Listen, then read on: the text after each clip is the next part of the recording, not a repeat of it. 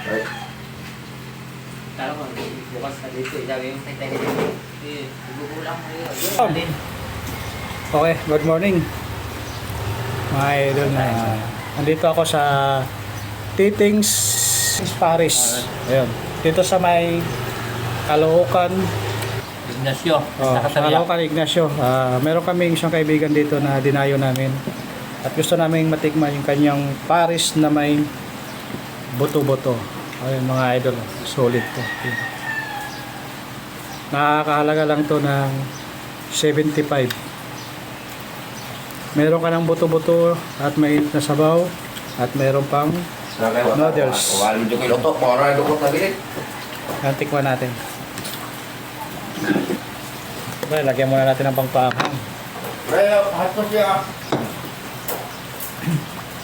Ito ba yan? Yun o. Yung hinahanap ko na mami na hindi malapot yung sabaw. Alam mo yung natural na sabaw na sinauna na. Ayun. Tiki man time. Kanin, Idol. Idol. Idol, may kanin dito pero ayaw ko muna magkanin. Gusto ko muna isulit yung sabaw.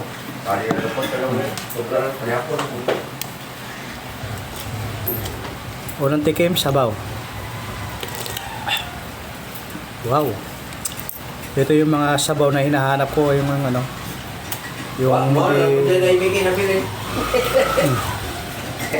yun o. Ito yung laman o. O siyempre hindi lang ako nag-iisa dito, may mga kasama ako nag-food trip. Sarap ba? Sarap. Alam ka, ubos na kagad yung sabaw ah. Balik-balik kayo dito guys. Pag kumain kayo dito na kayo pumunta. Diyan may sabaw. Kaya lukuin ko eh. Hubas man?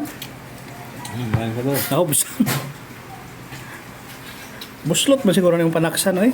Tingin? Wala naman. Saka kahigop. Kaya namamadala sa surgot. Pagkatabi ko hindi ako ulit on. Bumalik ko.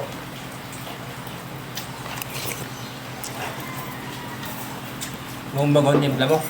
Huwag baguhin. Bag-o ngayon. Alam mo gapon pa rin lang eh.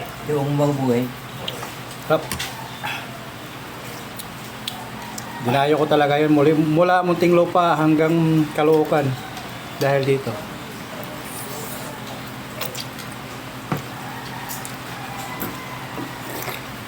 Dito sa intong itong lawa. Linggo ng gabi. Sabado. Bando ba yan? Oo, kaya na ako na nila ikuha. Aliti na ako na nila kabalik. Okay.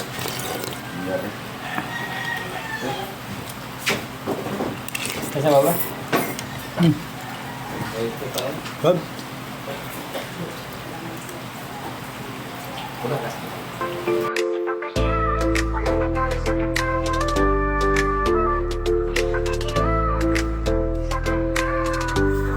Nagsimula sa vlog, simple pagkain lang, street food karinderya. Lahat ay pinasilan, dalawang kutsara, isang plato dala niya. Tinutuklas ang lasa, ngiti na dadala.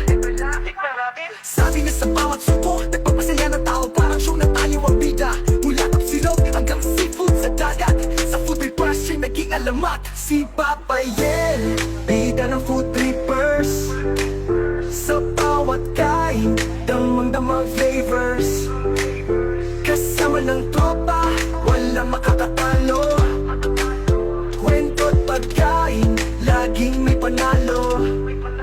Hindi lang pagkain,